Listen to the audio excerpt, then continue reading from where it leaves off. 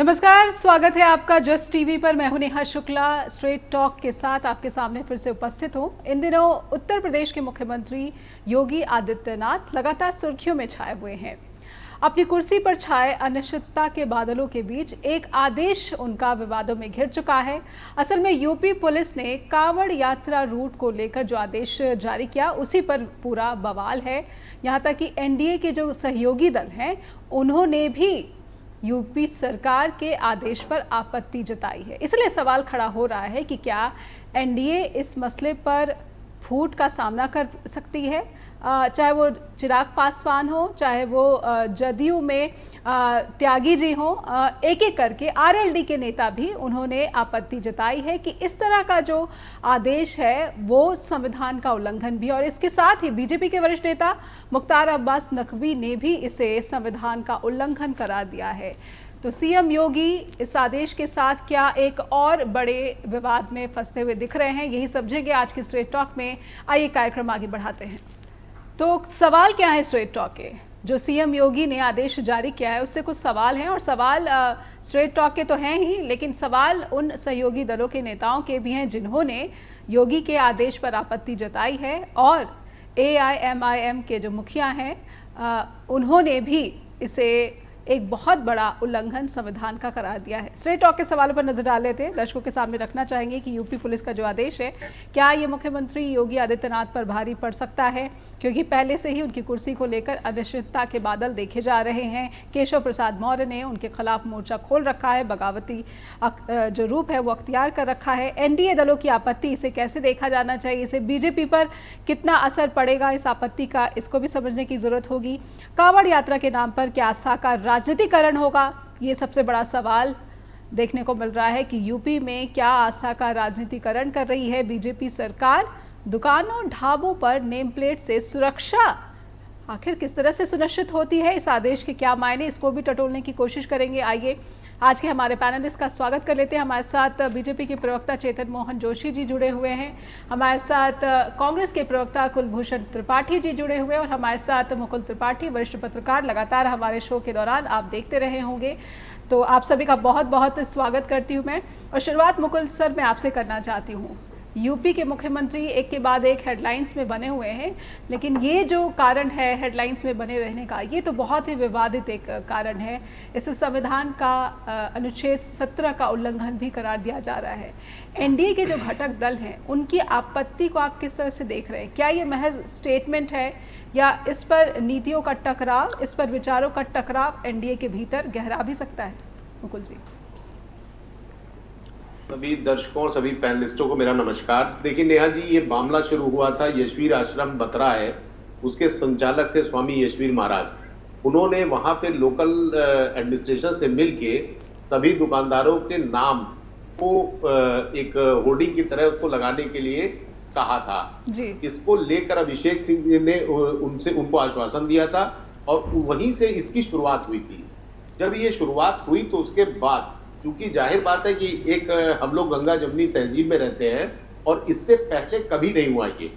आज तक मैं भी मेरठ में पोस्टेड रहा हूँ, मैं एक बड़े अखबार में वहां पे था, और मैंने भी बहुत कांवड़ यात्रा यहाँ लखनऊ से लेके हर जगह पूरे आपके पश्चिमी उत्तर प्रदेश और अगल बगल के 3-4 स्टेट से लोग आते हैं और करोड़ों में आते हैं। तो इसको लेके ये एक त्योहार की तरह मनाते हैं, चाहे हिंदू हो चाहे मुस्लिम हो। लेकिन इस तरह से अगर आप उसको एक किसी पर्टिकुलर, जो कह रहे हैं कि हम किसी के लिए नहीं, लेकिन मुसलमानों का नाम लिखना, ये एक नया विवाद बना जो वास्तव में बदनाम आ ही पहले हिंदू मुस्लिम दंगे को लेके उसमें एक नई चिंगारी सुलगा दी है। अब ये मामला एसएसपी से निकला और ये फिर स्टेट तक पहुंचा, जब इसकी गूंज विपक्षी दलों के साथ, जब इनके एनडीए के घटक दलों ने भी करनी शुरू कर दी, और उसी में एक चीज और हो गई कि उत्तरांचल ने भी इसको लागू कर दिया जी। वहां भी हरिद्वार से लेके इस रूट पे पूरा हो गया। तो परिस्थितियां ये हो गई हैं कि जब आपका कोई दिवाली आता है, होली आती है, तो जाहिर बात है, या आप इस चीज को समझिए, जो हमारे यहाँ दुर्गा पूजा होती है उसमें जो पंडाल लगते हैं उसमें भी मुस्लिम कलकत्ता के बहुत लोग हैं, और हमारे यूपी में भी और हर जगह वो लोग उस मूर्ति को बनाते हैं जी। तो जाहिर बात है कि इस तरह की चीजों को इस समय पे टाइमिंग को लेके ये विवाद हुआ है। और चूंकि इसके लिए ये भी कहा जा रहा था कि 2006 में ये एक आदेश था, एक अधिनियम था कि सारी दुकानदार अपने प्रोप्राइटर उसका नाम लिखेंगे और साथ में रजिस्ट्रेशन नंबर लिखेंगे। तो ये चूंकि चला रहा था, इसी को लेते हुए उन्होंने आगे बढ़ाते हुए थोड़ा और आगे बढ़ा दिया कि आप अपने कर्मचारियों का भी नाम लिखेंगे। तो मुजफ्फरनगर में जो चीजें लाइन से लगी हुई हैं, जो कांवड़ यात्रा मुजफ्फरनगर से गुजर के और जब क्रॉस करके है हरिद्वार, तो उस पूरे रोड पे करोड़ों 5 करोड़ का अनुमान लगाती है यूपी गवर्नमेंट और उत्तरांचल गवर्नमेंट। और आप इस चीज को समझिए कि कितना बड़ा व्यवसाय होता था और उसमें सब शामिल होते थे। लेकिन इस तरह से कि सिर्फ 2 दिन पहले एक दुकान कुछ कांवड़िया वहां से निकले थे और लहसुन और प्याज बन रहा था उस दुकान पे, वहां पे ये विवाद शुरू हुआ। वहां से शुरुआत प्लस उनका कंप्लेंट, तो स्वामी जी ने कंप्लेंट की, उसके बाद से ये पता चला गया पूरे देश भर में इस वक्त फैल चुका है। और इसको सभी दल, अभी बीजेपी के लिए भी मुसीबत है कि अपने उसके साथ के गठबंधन वो उनका विरोध कर जी बिल्कुल, साथ के गठबंधन भी विरोध कर रहे हैं, लेकिन बीजेपी के कान पर जूं तक नहीं रेंगती नजर आ रही है। क्या इस आदेश को वापस लेने की हरकत भी वहां पर देख पा रहे हैं? मुकुल जी, मैं आपसे सब बनना चाहूंगी, आप लखनऊ में बैठे हैं, प्रशासन पर इन आपत्तियों का, इन विरोध का कुछ असर पड़ता देख पा रहे हैं आप? जी बिल्कुल नहीं। ये तो एक, चूंकि अभी उपचुनाव होने हैं तो उसमें एक जो अभी बीजेपी को थोड़ी सी जो सुनाई पड़ रहा है कि ये फिर हिंदुओं को एकजुट करने के लिए एक प्रयास है। अभी कितना सफल होते हैं ये तो बात की बात है, लेकिन इसको शासन द्वारा भी हाथों हाथ लिया जाना और इसको पूरे प्रदेश भर में अगर इस तरह से हो रहा है कि कांवड़िए जहां से भी गुजर रहे हैं उन रूटों को चिन्हित करके अगर यही चीजें आगे बढ़ती हैं तो ये विवाद जाहिर बात है बढ़ेगा। लेकिन सरकार इसमें स्टेप बैक नहीं करेगी, सरकार इसी उस पर चलेगी, क्योंकि इनकी सीटें आने वाले 10 जो विधानसभा है जिसमें 9 तो शामिल हैं, उसमें इसका असर सरकार सोचती है कि हम फायदे में रहेंगे। लेकिन अगर इस फैसले का असर वाकई में चुनाव पर होता तो हमने अयोध्या में इतने बड़े राम मंदिर प्राण प्रतिष्ठा का कार्यक्रम हुआ, मंदिर का निर्माण हुआ, इसका तो असर हुआ नहीं, तो फिर उपचुनाव पर इसका असर कैसे होगा इस तरह के आदेशों का? हमारे साथ कुलभूषण त्रिपाठी भी जुड़े हुए हैं और चेतन मोहन जोशी भी। उन दोनों से समझेंगे कि आखिर इस तरह की राजनीति क्या संदेश जनता के बीच देने की कोशिश योगी कर रहे हैं। तो कांवड़ यात्रा और इस रूट पर सुरक्षा के नाम पर जो आदेश उत्तर प्रदेश पुलिस ने जारी किया है, उसी आदेश पर पूरा विवाद और पूरा बवाल। एनडीए के दलों ने भी आपत्ति जताई है। खुद वरिष्ठ नेता बीजेपी के मुख्तार अब्बास नकवी, उन्होंने, मुझे लगता है कि पहली बार इस तरह के बीजेपी के नीतियों और फैसलों पर आपत्ति जताई है, वो भी सार्वजनिक रूप से।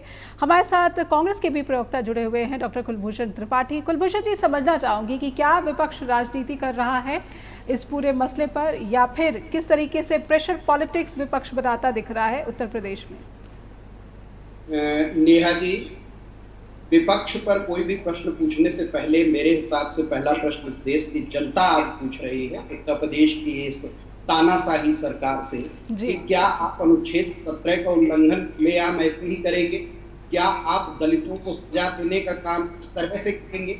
दरअसल मैं आपको बताऊं, छूट को बढ़ाने का मामला है, जिसमें कर्मचारियों तक नाम रखने की बात, और भी वहां से तरह की खबरें आ रही हैं कि अब तो कुक जो काम कर रहा है किसी भी होटल में, ढाबा में, दुकान पे, अब उसकी भी खातिर आप पूछेंगे।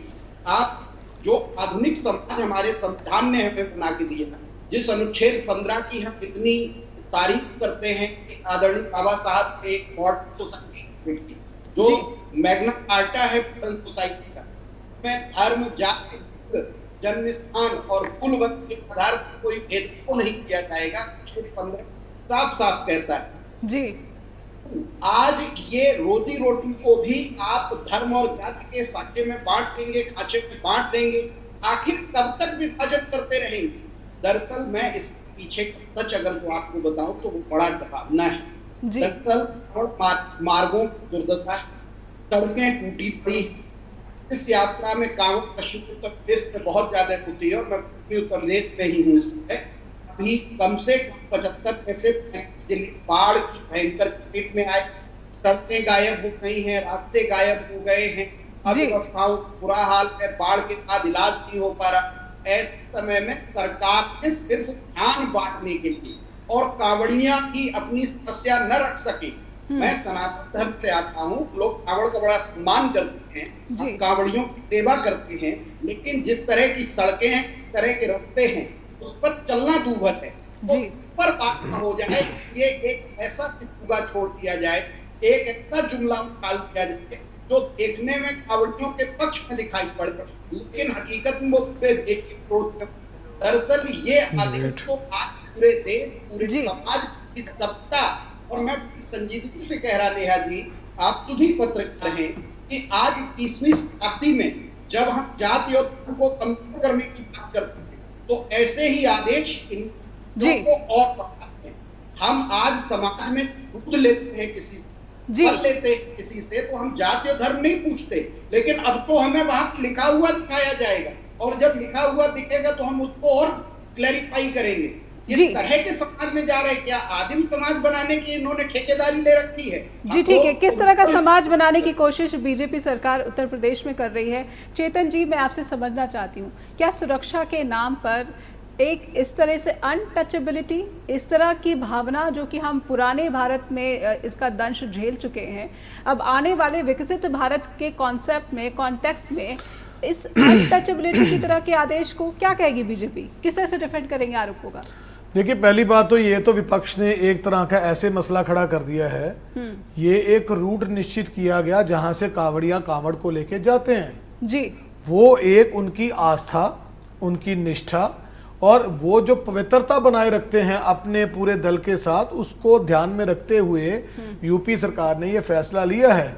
फॉर एग्जाम्पल, कटरा जाती है ट्रेन, तो उस ट्रेन में जितना भी भोजन होता है वो शुद्ध शाकाहारी भोजन होता है, क्योंकि वहां पे उस ट्रेन में जाने वाले जितने भी वो जो श्रद्धालु होते हैं वो माता के दर्शन करने जाते हैं। ये तो एक डेकोरम की रिस्पेक्ट के लिए है। मुझे नहीं पता कि इस चीज को ये एकदम अनटचेबिलिटी के साथ जोड़ने की कोशिश करेंगे, मुस्लिम समाज के साथ जोड़ने की कोशिश करेंगे। अरे भाई, जो बंदा नॉनवेज नहीं खाता, अगर वो उस रास्ते से गुजरता है, या इसमें एक और भी चीज बता दूं, इसका नियम क्या है जी, चमड़े को हाथ ना लगे, ये नियम है इसका। आप उनकी आस्था को समझे, ये हमेशा के लिए तो लागू किया नहीं है यूपी सरकार ने।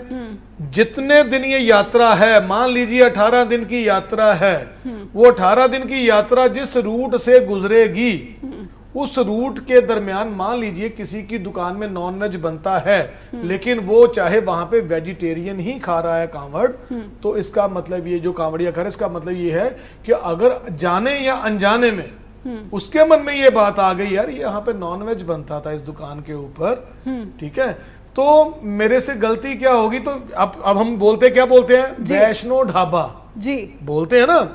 यहाँ पे वैष्णो ढाबा के कितने लगे होते हैं कि वैष्णो ढाबा, इसका अर्थ ये है कि नॉन वेजिटेरियन जो लोग हैं वो तो नॉन वेज भी खा लेते हैं और वेजिटेरियन भी खा लेते हैं, लेकिन जो वेज खाने वाले लोग हैं वो तो नॉनवेज खा नहीं सकते। और दूसरी, ये तो आस्था की बात है जी, ये कौन सा 365 दिनों के लिए उन्होंने लगा दिया जी। आप ये बात समझिए, इस बात को इतना धार्मिक और इतना राजनीतिक बनाकर बवाल खड़ा करने की कोशिश मत कीजिए। दूसरी बात है, अरे भाई क्या फर्क पड़ता है जब 2009 में यूपीए की सरकार ने आधार कार्ड लगाया था, आधार कार्ड को लॉन्च किया था, किस लिए लॉन्च किया था? कि गर्व से कहो कि ये हमारी पहचान है। और अगर उस रूट के ऊपर उन दुकानों के नाम के मालिक का पता, ताकि बाहर से कोई इस तरह की कोई गतिविधि हो। मान लीजिए आजकल एक बहुत सिस्टम चला है कि लोग यात्रा पे जाते हैं, यात्रा में किसी तरह का कोई बवाल खड़ा हो जाता है, कोई बाहर से कोई इस तरह की अनहोनी घटना हो जाती है, कोई बाहर से शरारत आदमी कर देता है, तो भैया जिस लोगों का वहां पे नाम लिखा होगा, टेलीफोन नंबर लिखा होगा, सब कुछ लिखा होगा, तो एक पहचान है, तो पहचान बताने में इतना दर्द क्यों हो रहा है इन लोगों को? लेकिन ये तो बीजेपी की तरफ से आप मुख्तार अब्बास नकवी के बयान को कैसे लेंगे चेतन जी? उन्होंने तो कहा है कि ये अनटचेबिलिटी की तरह है और ये बहुत ही एक निंदनीय जो है एक आदेश है। देखिए, नकवी साहब ने अगर जो बात बोली है तो वो किसी और संदर्भ में बोली है, वो छुआछूत को लेके बात बोली होगी उन्होंने। तो इस फैसले से रिलेटेड वो स्टेटमेंट नहीं है? देखिए, नहीं, ये एक आस्था का प्रतीक है। ये हिंदू समाज के कांवड़िया, जिसमें जाट और राजपूत समुदाय के बाहुल्य लोग जाते हैं, वो कांवड़ जिसको बोलते हैं वो टोकरी होती है, ये परंपरा चली आ रही है श्रवण कुमार के समय से जी। ठीक है जी, जब अपने पिताजी को और माताजी को लेकर गए थे, परंपरा चली आ रही है। और उसके बाद इसके साथ एक और चीज जुड़ी है, भगवान शिव का मीडिया में गलत खबरें चल रही कि मुख्तार अब्बास नकवी ने भी स्टेटमेंट दिया है, देखिए उन्होंने आपत्ति जताई है। उन्होंने अगर निजी बयान दिया है, उस बयान को हम इतना इसके ऊपर लागू इसलिए कर सकते, एक तरफ लाखों कावड़ियां हैं जी, भगवान के भक्त हैं। आप मेरे को बात बताइए, मैं आपसे ये पूछता हूं जी, मान लीजिए किसी ने शरारत के साथ कुछ गलत वहां पे कर दिया, सुरक्षा तो चलो प्रोवाइड करवा ही रही है यूपी सरकार, सुरक्षा के साथ साथ अगर वहां पे दुकानदारों के नाम पते वहां पे लिखे जाएंगे, वो भी तो सुरक्षा का एक हिस्सा है। और दूसरी बात ये है जी, इसमें इतनी प्रॉब्लम क्या है, अपनी पहचान छुपाने में क्या प्रॉब्लम है? हर चीज को आप धर्म के साथ, इलेक्शन के साथ, आने वाली सीटों के साथ, सभी के साथ जोड़ देते हो, ये ठीक नहीं है। 18 दिन की बात है, ठीक है, 19वें दिन आप बात कर लेना। ठीक है चेतन जी, फिर एनडीए के जो सहयोगी दल हैं, जेडीयू है, चिराग पासवान की पार्टी है, इन सब दलों के जो नेता हैं, उन्होंने जो आपत्ति दर्ज कराई, इसे गलत करार दिया है। जयंत चौधरी जो आपके एक अहम सहयोगी उत्तर प्रदेश में सरकार में, उनकी पार्टी ने भी इस पर आपत्ति दर्ज कराई है। देखिए, जब आप छुआछूत की बात करेंगे तो बयान उस ढंग से आएंगे जी, लेकिन ये जो नियम, जो निर्देश आया है ना, इस निर्देश को धार्मिक रूप से लेकर देखिए जी। आपने एक परंपरा क्या है, 18 दिन की परंपरा है, उसमें एक पवित्रता को मेंटेन करने के लिए पहली बात तो एक सुरक्षा प्रदान की गई, एक रूट बनाया गया, उस रूट में आने वाले जितने भी लोगों के नाम अगर लगा दिए गए हैं, मान लीजिए ये जहां से बोल रहे हैं ना, मुझे पता कहां से बोल रहे हैं, लेकिन उस चीज का असर कांवड़िया के धर्म पे, उनको मानने पे नहीं होगा। ये तो भगवान शिव के भक्त हैं। कुलभूषण जी, मैं आऊंगी आपके पास। भगवान शिव के भक्त राहुल गांधी है, मुझे पता है आपका इशारा उधर है। और सीधे चलेंगे कांग्रेस के प्रवक्ता कुलभूषण त्रिपाठी जी के पास। कुलभूषण जी, आपकी क्या आपत्ति, आप कृपया दर्शकों के सामने रखिए जी। नेहा जी, मैं बड़े सावधानी पूर्वक सुन रहा था, लेकिन कहते हुए बहुत क्षोभ हो रहा है कि भाजपा प्रवक्ता ने जितनी भी बातें कही वो तथ्यों पर कतई आधारित नहीं थी, पूरी तरह से झूठ थी। भारतीय जनता पार्टी आज भारतीय झूठ पार्टी बन गई है, क्योंकि प्रवक्ता साबित कर रहे हैं। पहली की कांवड़ यात्रा पर जो कांवड़ मार्ग है, वहां मांस की दुकानें पहले ही बंद कर दी जाती है। कांवड़ मार्ग पर कहीं भी कोई मांसाहार की दुकान नहीं होती है। आप कि वहां मांसाहार हो जाएगा, वेज होटल, जिस होटल पे आप लिखवा दीजिए कि शुद्ध शाकाहारी भोजनालय, शाकाहारी मांसाहारी भोजनालय पर लिखा, कांवड़िया खुद पूछने के लिए सक्षम है। हम खुद कांवड़ लाते हैं, सनातनी हिंदू हैं, हम जाके दुकान पे पूछ लेते हैं कि भाई आपके यहाँ नॉन तो नहीं मिलता तो हम भोजन कर लेते हैं। अगर जो वहां पे नॉन वेज मिलता है तो हम भोजन नहीं करते हैं। लेकिन इसके लिए नाम, तारीखों के नाम, उनके दूसरा एक उदाहरण दिया, आधार कार्ड वाली बात की कांग्रेस ने लागू किया। अब मैं पूछना चाहता हूं, 2013 में दिल्ली में रोहिणी में रैली करते हुए आदरणीय मोदी जी ने कहा था, अगर जो मेरे जिंदा रहते आधार लागू नहीं होगा और मेरी सरकार आते मैं आधार खत्म कर दूंगा। वही मोदी जी सत्ता पर बैठने के बाद आधार मनी बिल बना के पास करते, राज्यसभा में जानकारी नहीं देते। अगर दरअसल आपकी पूरी राजनीति झूठ की हुई है, तथ्यों पर नहीं टिकी हुई है, अपनी पार्टी के बड़े नेता के स्टेटमेंट को आपने झूठ करार दे दिया। अब्बास नकवी साहब ने ऐसा नहीं कहा। अरे झूठ बोलने की एक हद होती है, उस हद का तो पालन कर लीजिए। और अगर जो आपको झूठ पे ही राजनीति करनी है तो करते रहिए। जी बिल्कुल। कुलभूषण जी, विपक्ष को तो इसी बात से खुश हो जाना चाहिए कि अयोध्या का जो फैसला आया, हो सकता है कि उपचुनाव में भी इसी तरह का जो है फैसला आए और इन सब जो है पॉपुलिस्ट डिसीजन का कोई फ़ायदा बीजेपी को उपचुनाव में ना हो। मुकुल जी, एक चीज़ मैं आपसे समझना चाहती हूँ, ये जो एनडीए के सहयोगी दल है, इनकी आपत्ति को आप किस तरह से देखते हैं? क्या इस आपत्ति का भविष्य में कुछ असर दिख रहा है आपको? उत्तर प्रदेश की बात की जाए, और इसमें मैं अनुप्रिया पटेल की स्थिति भी आपसे समझना चाहती हूँ। जी देखिए, जो बीजेपी के सहयोगी दल यूपी में जो विरोध कर रहे हैं जी, और जो चाहे बिहार की पार्टी हो, नेशनल लेवल पे भी जो विरोध कर रहे हैं, इनकी छवि ऐसी नहीं है कि घोर हिंदुत्ववादी हो जी।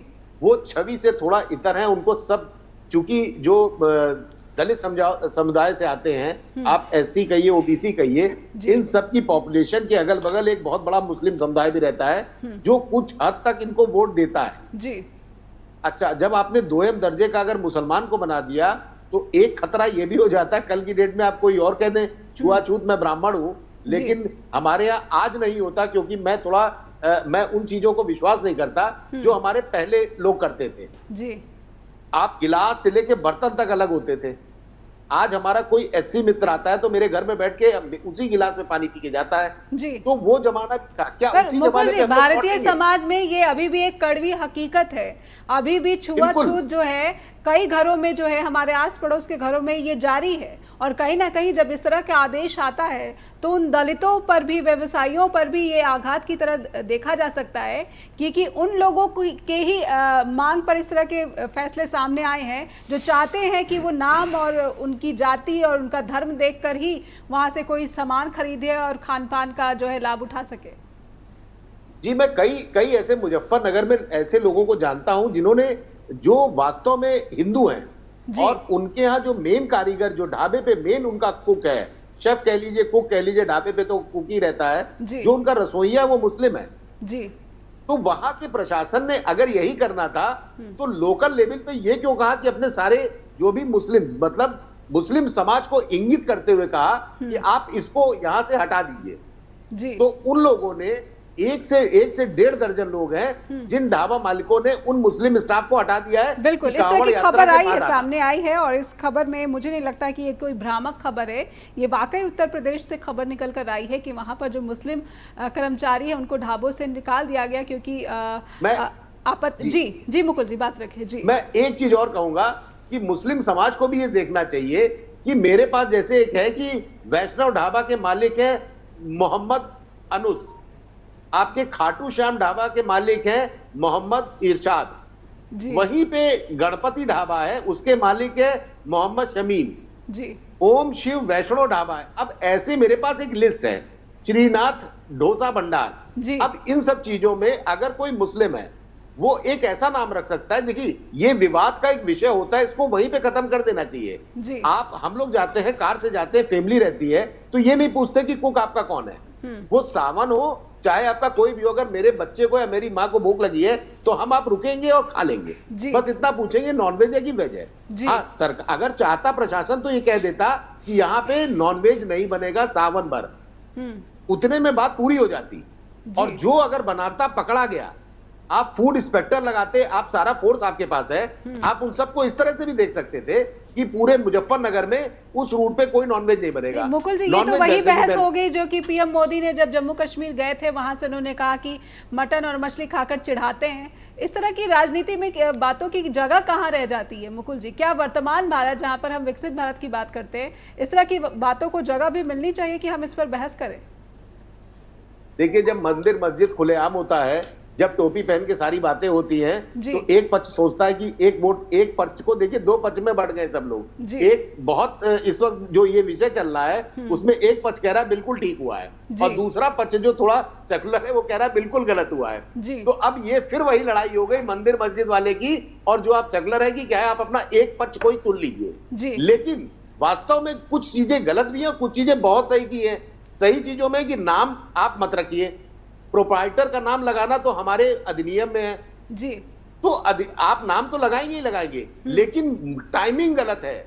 और आप प्रशासन में बैठे हैं, डिस्ट्रिक्ट एडमिनिस्ट्रेशन है पूरा, आप वहां स्ट्रेट फॉरवर्ड मना कर दीजिए कि नॉनवेज नहीं बनेगा। मुसलमान में कईयों को जानता हूं जो शुद्ध शाकाहारी हैं जी, तो ये समय बहुत गलत है। मुकुल जी, एक बात जो विपक्ष के नेता, कांग्रेस के प्रवक्ता ने रखी है कि सड़क ही इतनी दयनीय हालत में है, जो रूट है वो इतनी जर्जर है कि इन मुद्दों से और सुविधाओं से, जो बेसिक मूल सुविधाएं हैं, उनकी कमी से ध्यान हटाने के लिए इस तरह के आदेश जारी किए गए। नहीं, मैं इस चीज को नहीं मानता हूं। इसलिए नहीं मानता हूं कि जब कांवड़ यात्रा निकलती है तो मुजफ्फरनगर, और ये बहुत ही सेंसिटिव एक एरिया है, और बाकी अलग छोटे जिलों से आ रहे हैं तो बात अलग हो गई, लेकिन रोड्स के मामले में पहले ही यहाँ पे सारी चीजें एडमिनिस्ट्रेशन दोनों स्टेट के इन रोडों को पहले ठीक करा लेते हैं और सारी व्यवस्था पुष्ट कर देते हैं ताकि उनको प्रॉब्लम ना हो। तो चीजें देखिए, वो अब पार्टी के दोनों प्रवक्ता हैं, तो दोनों अपने अपने चीजों को करेंगे, लेकिन जो सच्चाई है कि कांवड़ यात्रियों की सुरक्षा, और खासकर उस वक्त वो बहुत ज्यादा गुस्से में भी आ जाते हैं। आपने कई बार पढ़ा होगा कि जरा सा अगर हिंसक घटनाएं भी देखने को मिलती हैं। जी एग्जैक्टली तो वो लोग हिंसक होते हैं, तो एडमिनिस्ट्रेशन को उस पे कंट्रोल करना चाहिए, उनको नॉनवेज बंद करा देना चाहिए, बशर्ते कि आप इस तरह से डिवाइड कर दे कि वहां पे आप ये बताइए 5 करोड़ अगर आ रहा है तो कितने करोड़ अरबों रुपए का वहां बिजनेस होगा। बिल्कुल, अगर एक आदमी 100 रुपए भी खर्च करता है तो 5 करोड़ इंटू 100 कर लीजिए जी। तो चीजें हर कौम को देखिए, कर्म से बड़ा कोई धर्म नहीं होता जी। आप कर्म कर रहे हैं तो आप कर्म में अगर आप सही है और अगर आप शुद्ध खाना खा के खिला रहे हैं तो उसमें क्या बुराई, इस तरह की चीजें नहीं होनी चाहिए। तो कर्म से बड़ा धर्म नहीं होता क्या? बीजेपी का जो धर्म है वो कर्म नहीं है? खुद को हिंदुओं की सबसे बड़ी पार्टी, और कहीं ना कहीं सीएम योगी भी ये भी कहा जा रहा है, उनके विरोधी ये कह रहे हैं, आलोचक ये कह रहे हैं कि इस आदेश के पीछे वो कोशिश भी है कि वो बीजेपी के भीतर खुद को सबसे बड़ा हिंदू नेता स्टैब्लिश करने की कोशिश कर रहे हैं, क्योंकि लगातार अब ये कहा जा रहा है कि उनकी सीधी सीधी जो लड़ाई है वो अमित शाह से है, और इसी के तरफ एक उनका बड़ा प्रयास। कुल जी, हमारे साथ चेतन मोहन जोशी भी जुड़े हुए हैं, उनसे समझेंगे कि आखिर हिंदू नेता वाली जो बात है सीएम योगी की कोशिश की, उस पर उनका क्या कहना है। और उत्तर प्रदेश में पुलिस का एक ऐसा आदेश जिस पर पूरा बवाल, और अब इस आदेश की जो आंच है वो राष्ट्रीय राजनीति पर भी दिख रही है। केंद्र की जो एनडीए सरकार है उसके घटक दल भी आपत्ति जता रहे हैं। हमारे साथ बीजेपी के प्रवक्ता जुड़े हुए हैं। चेतन जी, मैं समझना चाहती हूँ, क्या हिंदू नेता के रूप में सीएम योगी खुद को ज़्यादा मजबूत दिखाना चाहते हैं, इसीलिए इस तरह का आदेश? विरोधियों के इस बात पर, इस सवाल पर आप क्या कहना चाहेंगे? हम भारतीय हैं जी, हिंदू तो ये बोल रहे हैं हमें बार बार जी, हम तो सनातनी हैं, ये दमो संतनों। ये जो कांग्रेस ने आजकल एक नया फंडा शुरू किया है ना, और इनके जो हमें तो हंसी आ जाती है, अब मैं क्या बात करूं इनको, लेकिन बात ये है कि भारत को भारतीय लीडर चाहिए, वो युग पुरुष जन जन प्रिय नेता श्री नरेंद्र भाई मोदी हैं जी। और दूसरी ये बात सोच लीजिए कि जो आप हिंदू हिंदू हिंदू को बोल के एक इस तरह की छवि देने की कोशिश कर रहे हैं ना, वो बात ठीक नहीं है जी। अब आप बात करेंगे तो ये करतारपुर का लांघा ये भी तो श्री नरेंद्र भाई मोदी जी ने बनवाया था जी। तो अब यहाँ पे तो हिंदू सिख वाला प्रेम भी है, मुस्लिम बहनों के ऊपर ये जो तशद्दुद होते थे, हम ये जानते 3 तलाक के नाम पे क्या होता था जी। अगर इस तरह की चीज को ठीक करके उनको एक सम्मान की जिंदगी दी तो। और दूसरी बात, सऊदी अरब के जो प्रिंस है उसके साथ, उनके साथ बात करके हज में जाने वाले लोगों का कोटा बढ़ाया, तो आप उनको एंटी मुसलमान भी नहीं बोल सकते जी। अब ये हिंदू हिंदू का लाभ कांग्रेस पता क्यों लगा रही है, ताकि मुसलमानों में एक ये बात जाए कि ये हिंदू लीडर बन रहे हैं, हिंदू लीडर बन रहे हैं। भाई हम भारतीय हैं, हम भारतीय हैं, ये सोच के जाइएगा और सुना दीजिएगा अपने लोगों को। और ये जो कांग्रेस आकर जो एक प्रचंडता के साथ प्रचार कर रही है, ये जो बांटने की बात आप करते हो, हमारे मुंह से कभी सुना हिंदू मुसलमान की बात जी? हमारे मुंह से निकलेगी नहीं। माफ कीजिएगा चेतन जी, हर मंच से प्रधानमंत्री नरेंद्र मोदी हिंदू मुसलमान की राजनीति की बात करते हैं, उसकी मैं बात बताऊंगा जी आपको। अमित शाह बोलते हैं कि मुसलमानों को हम आरक्षण देने नहीं देंगे हरियाणा में कांग्रेस को। तो कहीं ना कहीं ये जो हिंदू मुसलमान की जो पॉलिटिक्स है वो बीजेपी से ज्यादा मजबूत तरीके से रखी जा रही है जनता के सामने। ऐसा है जी, ये जो माइनॉरिटी सिस्टम आता है ना, जिसमें सारा कुछ जी अलग अलग क्षेत्रों की अलग अलग डिमांड होती है। अब पंजाब में सिख बाहुल्य हैं लेकिन नेशनल लेवल पे वो मिनॉरिटी है जी, ठीक है ना जी। सो ये जो इन्होंने आजकल नया काम शुरू किया है कि हम एक पर्टिकुलर धर्म या जाति या संप्रदाय को आगे लेके आने की कोशिश करके उनको ये देंगे जी। प्रॉब्लम कहाँ पे आई है? प्रॉब्लम ये आई थी कि बात माइनॉरिटी की हुई थी जी, लेकिन इन्होंने पर्टिकुलर एक कम्युनिटी, एक धर्म को टच किया कांग्रेस ने। इन्होंने पर्टिकुलर एक धर्म को टच किया, वही धर्म जब 47 से पहले भारत को 5 हिस्सों में बांटने की बात की गई थी। शायद मेरे प्रवक्ता भाई को पता होगा इस चीज के बारे में, क्योंकि हम लोगों ने तो सही है ये चीजें, ठीक है। वो 5 हिस्सों में जो बांटने की कोशिश की गई थी वो उसी लॉजिक पे की गई थी जो कांग्रेस ने अपना इस बार का घोषणा पत्र जो लेकर आए थे जी। अगर हम लोगों ने मंगलसूत्र की बात की थी, मंगलसूत्र एक सिंबॉलिक था उसमें। कारण क्या है कि कांग्रेस का शुरू से इतिहास क्या रहा है, अगर इन लोगों ने बात की थी पुराने राजे रजवाड़ों से, बाद में उनके राज छीन लिए। यूपी की मैं बात करता हूं, यूपी में पंजाब के जो लोग आए थे, हरियाणा के लोग आए थे, या अलग अलग स्टेट के लोग आए थे, उन्होंने यूपी में जमीनें लेकर जमीनों को आबाद किया। हुआ क्या बाद में? 1971 की लड़ाई हुई, इन लोगों ने सीलिंग एक्ट लगाकर, जिसके पास 200 एकड़ थे, 400 एकड़ से 100 एकड़ से जमीन थे, जो अपने इलाकों से जमीनें बेच के यहाँ पे 2-2, 300 एकड़ जमीन लेकर आबाद की थी, इन्होंने मात्र 18 एकड़ पे उन लोगों को सीमित कर दिया। तो कांग्रेस का जो सिस्टम है ना, वो आभूषणों पे इसलिए बोला गया था कि हमारी दादी परदादी परदादियों से चलता आ रहा था सिस्टम गहनों का जी। और मुझे पता है जब इन्होंने ये बात बोली थी, इन्होंने सीलिंग एक्ट के आधार पे ही सोने की जो सिस्टम को काउंट करवा के बाद में कुछ हॉलमार्क का कुछ इस तरह की बात करके इन लोगों ने उस चीजों को भी जब्त करना था।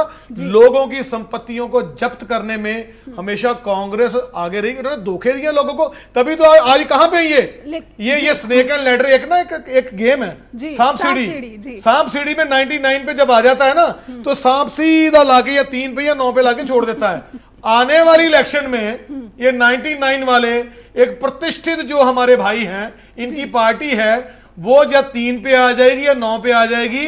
अब जो चला लिया आपने 24 में चला लिया, धर्म के नाम पे आप लोगों ने कुप्रचार किया। आप जब भी संविधान की बात करते हैं, जिस पार्टी ने संविधान का सबसे बड़ा मजाक इमरजेंसी में उड़ाया, अरे ये किस मुंह से उठाकर लेकर जाते हैं ये संविधान की किताब, ये बताए तो सही। ये बात बात पे हिंदू राष्ट्र वाली बात ये थोपते हैं, भारतीय जनता पार्टी नहीं थोपती। हम भारतीय, हमारा नेता जो भी होगा वो भारतीय होगा। आप उसको हिंदू कहें, आप कुछ भी कहें, भाई आपकी जुबान है, आपके शब्द हैं, हमने स्वीकार नहीं है कि अपने वापस ले जाओ आप। ठीक है, यानी कि हम जो बात मंच से रखी जाती है, चाहे प्रधानमंत्री मोदी हो चाहे अमित शाह हो, उनको गंभीरता से नहीं लेना चाहिए। कुलभूषण जी, बीजेपी के प्रवक्ता ने जो बातें रखी, इस पर आपकी क्या आपत्ति, आपका क्या कहना?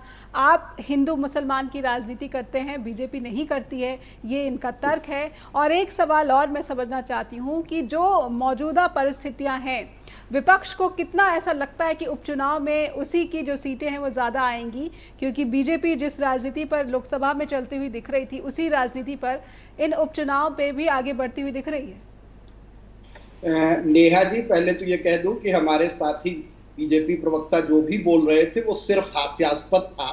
दरअसल उनकी कोई भी बात तथ्य आधारित नहीं थी। हर बात को उन्होंने ऐसे कह दिया जैसे पहले मुख्तार अब्बास नकवी साहब के स्टेटमेंट को नकार दिया, तो बाद में उन्होंने मोदी जी और अमित शाह, भारतीय जनता पार्टी की जो वैचारिक विचारधारा है उसे ही नकार दिया। दरअसल आज मुझे ये लगता है जिस मुद्दे पर हमारी बहस हो रही है, यह भारतीय जनता पार्टी दलित विरोधी और अति पिछड़े विरोधी अपनी छवि निर्मित कर रही है। यह हिंदू समाज को कई वर्गों में बांटने की कोशिश कर रही है, लेकिन यह कोशिश समाज में कभी इनकी सफल नहीं होगी, क्योंकि भारत विभाजन से नहीं, भारत संयोजन से चलने वाला देश है। सच्चे अर्थों में हम लोग हिंदू और सनातनी हैं और हम लोग बात समझते हैं। इसे देश में सबको साथ लेकर चला जाता है। ये बांटने और विभाजन की राजनीति की कोशिश की है। अपने मुकुल जी ने अभी एक बात कही थी, रोडों की बड़ी अच्छी व्यवस्था है, बिल्कुल उनकी सही बात। जहां पे हेलीकॉप्टर से फूल गिराए जाएंगे वो बहुत अच्छा है, लेकिन उन्होंने साथ में जोड़ा था कुछ जगहों पे हो सकता है। लेकिन मैं बता रहा हूँ ज्यादातर जगहों पर बरेली नाथ नगरी है, नाथ नगरी कहा जाता है बरेली को। बरेली का एक भी रास्ता जो मंदिर तक जाता है वो आज चलने लायक नहीं है। आप गाड़ी से नहीं निकल सकते, पैदल नंगे पैर निकलेंगे तो क्या हाल हो। दरअसल ये मुद्दा सिर्फ मुजफ्फरनगर के लिए नहीं, ये मुद्दा तो आज पूरे देश में है और हर कोई इस पे बात कर रहा है। दरअसल जहां मैं पहले कह रहा था योगी आदित्यनाथ जी की कुर्सी जाने वाली है, केशव मुखिया जी की मेहनत बहुत है, तो बेकार नहीं जाएगी, वो पूरी ताकत से लगे हैं, अमित शाह उसमें साथ दे रहे हैं। ऐसे समय में योगी आदित्यनाथ जी का अपनी छवि को गढ़ना, लेकिन दिक्कत ये है कि आप अपने को हिंदू छवि में गढ़ने के चक्कर में दलित विरोधी छवि में, यही तो पॉलिटिक्स है कुलभूषण जी, यही तो पॉलिटिक्स है। कांग्रेस भी ये कहने से बच रही है कि ये जो फैसला है ये मुस्लिम विरोधी नजर आता है। आपने तो यही कह दिया है कि ये हिंदू समाज को बांटने वाला फैसला ज्यादा दिखता है। मुकुल जी, मैं आपसे समझना चाहूंगी, कांग्रेस भी बहुत बचकर इस मसले पर स्टेटमेंट दे रही है, क्योंकि जाहिर सी बात है उपचुनाव आने वाले हैं विधानसभा सीटों पर, 10 विधानसभा सीटों पर, और इंडिया गठबंधन ने ऐलान भी कर दिया है कि इन सीटों पर भी वो सहयोग, एक दूसरे के सहयोग के साथ ही चुनाव लड़ेगी। मुकुल जी, क्या उत्तर प्रदेश में ये चुनाव भी जो है दलित वोट बैंक को साधते हुए, ओबीसी वोट बैंक को साधते हुए लड़े जाते हुए देख पा रहे हैं आप? मुकुल जी जी। बिल्कुल, दलित जी ओबीसी और ये एक समाज, ये जो है जो हमारे आरक्षित वर्ग के सारे समाज हैं, जी। इनका अच्छा खासा 50% से ऊपर वोट है। तो यूपी में कई ऐसी बेल्ट हैं और जहां चुनाव होने हैं वहां पे भी स्थितियां बिल्कुल आसान नहीं है। जी। तो जो अभी लोकसभा के रिजल्ट आए हैं, आप एक झटके के बाद दूसरा झटका अगर लेने के लिए बीजेपी तैयार नहीं है। जी। और बीजेपी इस वक्त चाह रही है कि हम जितना कवर कर सके, क्योंकि इसका मैसेज बहुत दूर तक जाएगा। जी। आने वाले जिन राज्यों में चुनाव है और जिस तरह की ये अभी एक आदेश जारी हुआ है, तो ये महाराष्ट्र से लेके हरियाणा से लेके सब जगह, जी। क्योंकि कांवड़िए हर जगह से आते हैं, बिल्कुल। महाराष्ट्र से भी आते हैं, वो भले गाड़ियों से आते हो और बिहार से आते हो, लेकिन जहां जहां जिन राज्यों में चुनाव है उसको देखते हुए बीजेपी के लिए भी एक, और खासकर योगी जी को अपनी छवि सुधारने की, देखिए लोकसभा में जो रिजल्ट आया उसके लिए अगर योगी जी को दोषी माना जाए तो मैं नहीं समझता। मैं इसलिए नहीं समझता हूं कि योगी जी का वो स्टेट का चुनाव नहीं था, वो केंद्र का चुनाव था। तो केंद्र के चुनाव में केंद्र की नीतियां, केंद्र का कार्यशैली, ये जिम्मेदार होती है। तो ये जो है अब जितना आरोप लग गया है योगी जी के ऊपर, तो योगी जी अपने छवि को सुधारने के लिए, देखिए उधर वहां पे मीटिंग चल रही थी दिल्ली में, केशव प्रसाद मौर्य थे, और यहाँ पे योगी जी इन 9 विधानसभा चुनाव का जो उपचुनाव होने हैं उसकी मीटिंग कर रहे थे। उन्होंने सारे कैबिनेट मंत्री से लेके स्टेट मिनिस्टर तक बांट दिए और सबको जिम्मेदारी दे दी उसी टाइम। और जिसमें फूलपुर की सीट है जो केशव प्रसाद मौर्य जी के जिले से आती है, जहां इलाहाबाद में रहते हैं। तो चीजों को देखिए, उनका ना रहना, उनको कोई जिम्मेदारी ना देना, बात तो बनती है। और हम लोगों का काम ये है, भले बीजेपी के प्रवक्ता उसको कुछ भी बोले, लेकिन जब धुआं उठ रहा है ना तो आग लगेगी 100%। और ये आज का नहीं है, 2017 से चल रहा था। जो ये भी जानते, सब लोग जानते हैं कि एक प्रदेश अध्यक्ष जिसकी आपने नेतृत्व में चुनाव जीता और उसको कुछ नहीं मिली, तो दिल में कसक जो है उस चीज को योगी जी पूरा करेंगे। तो और कोशिश करेंगे। इसी कसक का नतीजा हो सकता है कि आने वाले वक्त में हम उत्तर प्रदेश के मुख्यमंत्री से कुछ और बड़े फैसले या कुछ इस तरह के विवादित फैसले जो है वो उसकी अपेक्षा कर सकते हैं। समय समाप्त हो गया है, लेकिन मुकुल जी बहुत बहुत धन्यवाद करना चाहूँगी। चेतन जी आपका भी आभार, और कुलभूषण जी आपका भी बहुत बहुत आभार कि आपने वक्त निकाला स्ट्रेट टॉक के साथ जुड़े। दर्शकों से अनुरोध करना चाहूँगी कि आपको इस कार्यक्रम से जुड़ी हुई कोई भी बात हम तक पहुँचानी है तो बेझिझक हमें ईमेल भेजिए info@justbroadcasting.com या फिर neha@justbroadcasting.com पर भी। धन्यवाद।